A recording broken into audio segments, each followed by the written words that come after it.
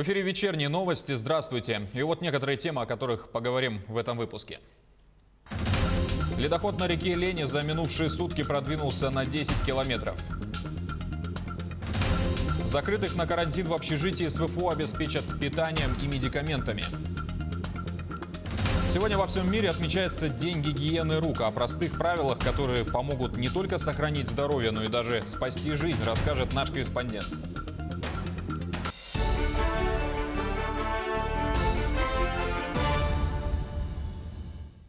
Ледоход на реке Лени сегодня проходит в районе населенного пункта Турукта Ленского района. Нижняя кромка находится в 20 километрах ниже поселка, а верхняя в 20 километрах ниже города Ленска. Протяженность ледохода составляет 100 километров. За сутки продвинулся на 10. Уровень воды ниже рейки, критической отметки нет, лед редкий.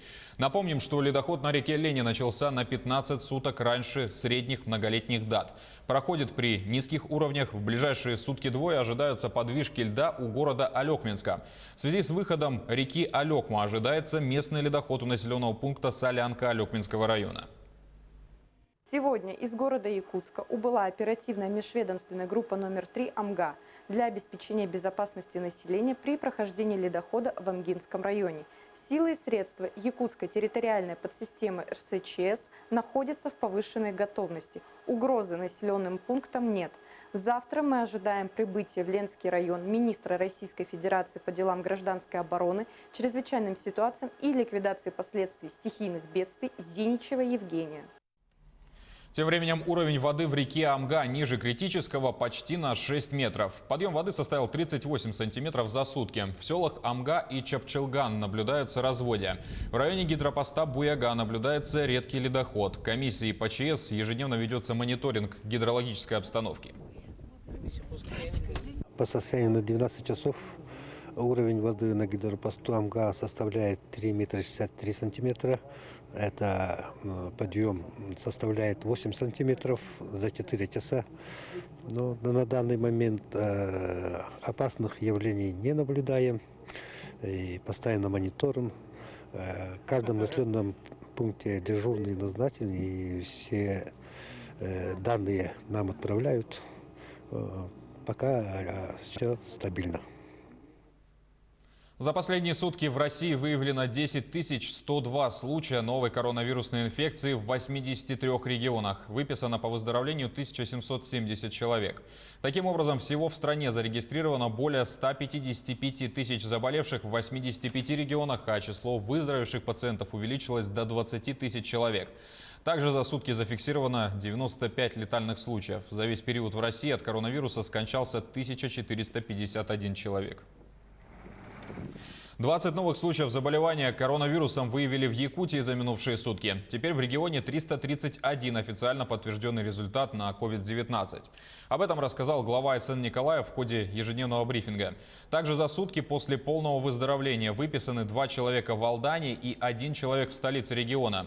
20 новых зараженных выявлены в Якутске, 5 из них в Якутской офтальмологической больнице. Служебное расследование по факту массового заболевания людей новой коронавирусной инфекцией по Якутской офтальмологической республиканской больнице практически завершено. И можно прямо назвать, что причиной явилось несоблюдение со стороны руководства больницы приказов Министерства здравоохранения Республики Саха-Якутия о мерах по санитарной безопасности учреждений здравоохранения. К сожалению, вот целый перечень мероприятий не были проведены или были проведены халатно. В результате этого, еще раз говорю, мы имеем массовое заражение людей. Причем не только в самой больнице, но и уже далеко за ее пределами. В Якутии продолжается вывоз вахтовых рабочих с ЧНД. Сегодня утром из аэропорта Талакан вылетели в Уфу еще 2 спецрейса, организованные компанией «Стройтрансгаз».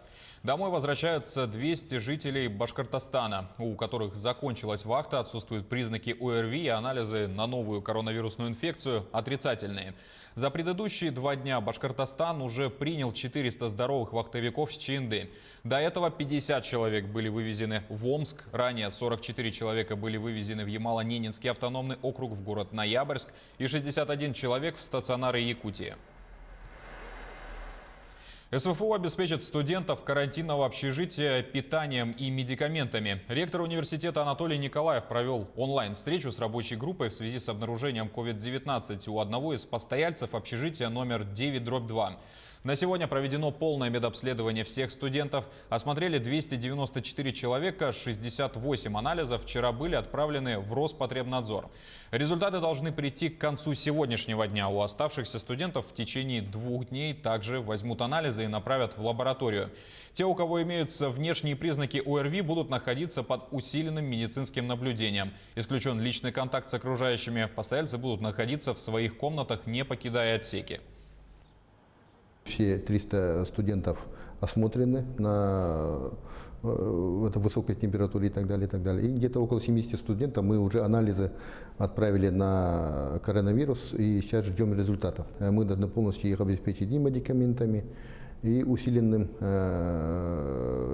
питанием, и хорошим питанием и так далее. Да. Но специфика такая, что тут у нас живут студенты из разных стран, где разные конфессии, разные тип питания и так далее, и так далее. И поэтому, исходя из этого, мы уже подготовили целый ряд или целый список продуктов питания. И в течение как минимум 2 недель мы их будем полностью кормить. Сегодня во всем мире отмечается День гигиены рук. Глава Всемирной организации здравоохранения назвал этот обыденный, но очень важный процесс одним из лучших средств против коронавируса, так как 80% всех инфекций передается через необеззараженные руки. Обо всем более подробно и по порядку. Сергей Михедов, и передаю ему слово. Коронавирусная инфекция перестала быть завозной. Теперь ею можно заразиться практически в любом общественном месте. Министерство предпринимательства, торговли и туризма Якутии разработало правила поведения. Во исполнение указа главы Якутии А.С. Николаева они обязательны к исполнению гражданами и организациями. Перечислим эти правила. Во-первых, в магазинах покупателям необходимо соблюдать дистанцию не менее 1,5 метров. Вирусы передаются от больного человека к здоровому воздушно-капельным путем. Например, при чихании или кашле. Избегайте трогать руками глаза, нос или рот. Вирус гриппа и COVID-19 распространяются этими путями. Во-вторых, обязательно наденьте маску при посещении магазина. Вообще, сейчас масочный режим ввели практически во всех крупных муниципальных образованиях республики. Чтобы обезопасить себя от заражения, крайне важно правильно ее носить. Маска должна тщательно закрепляться, плотно закрывать рот и нос, не оставляя зазоров. Старайтесь не касаться поверхности маски при ее снятии. Если вы ее коснулись, тщательно вымойте руки с мылом или спиртовым средством. Влажную или отсыревшую маску следует сменить на новую, сухую. Не используйте вторично одноразовую маску. Использованную одноразовую маску следует немедленно выбросить в урну. В третьем пункте Минпред призывает пользоваться бесконтактной доставкой необходимых товаров. Многие торговые точки сейчас перешли на такой режим работы, когда получатель не контактирует с курьером. Доставляемые товары остаются перед входной дверью, и заказчик забирает их уже после того, как курьер уйдет. А оплата товара, как правило, осуществляется онлайн. Также откажитесь от посещения общественных мест. Это 4-е правило. По возможности реже пользуйтесь общественным транспортом, особенно в часы пик. Сократите посещение магазинов, МФЦ, банков и других мест, где могут находиться люди. Большинство услуг сейчас доступно в режиме онлайн. А если все-таки общественное место пришлось посетить, то мойте руки и соблюдайте правила гигиены по возвращению домой. Это 5-я рекомендация. В целом, гигиена рук – важная мера профилактики распространения гриппа и коронавирусной инфекции. Мытье с мылом удаляет вирусы. Если нет возможности помыть руки с мылом, пользуйтесь спиртосодержащими или дезинфицирующими салфетками, либо антисептиками. Последнее, 6-е правило. Оно относится в первую очередь к людям старше 65 лет. И это полный отказ от похода по магазинам. Сейчас пожилым людям лучше не покидать дом без серьезной необходимости. Но большинство людей старшего поколения не знают о сервисах доставки. А некоторые из них живут в одиночестве. Что можно сделать? Помогите пожилым соседям с покупкой безрецептурных лекарств и еды. Такие достаточно простые и понятные правила поведения для якутян разработал Минпред. Соблюдайте их, если хотите оставаться здоровой и не допустить дальнейшего распространения смертельной инфекции. И помните, лучшее, что вы можете сейчас сделать для окружающих, это оставаться дома. Берегите себя. Повышенные пособия по безработице в апреле получили более 3000 безработных якутян. Об этом сообщили в региональном госкомитете занятости.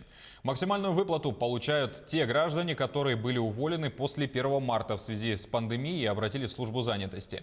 Если у них есть несовершеннолетние дети, то на каждого ребенка доплачивают по 3000. Напомним, в конце марта по постановлению правительства размер пособия повысили с 8 до 12 тысяч, а минимальный остается на прежнем уровне – 1500 рублей.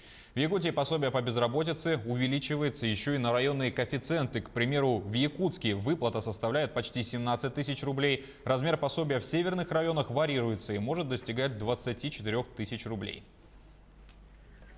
Продажи одежды в России рухнули на 90%. Аналитики платформы ОФД изучили данные кассовых чеков в первой половине апреля и сравнили полученные данные с аналогичным периодом в феврале.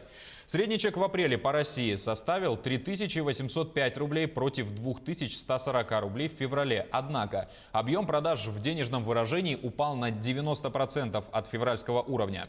К этому привело закрытие торговых центров и магазинов из-за угрозы распространения коронавируса.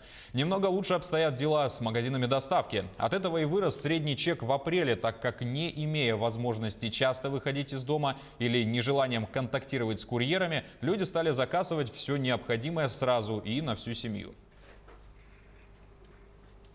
План по реабилитации арктической зоны России от затопленных и затонувших объектов правительство России утвердит в течение месяца. Проект коснется объектов с отработанными ядерными отходами и радиоактивным топливом.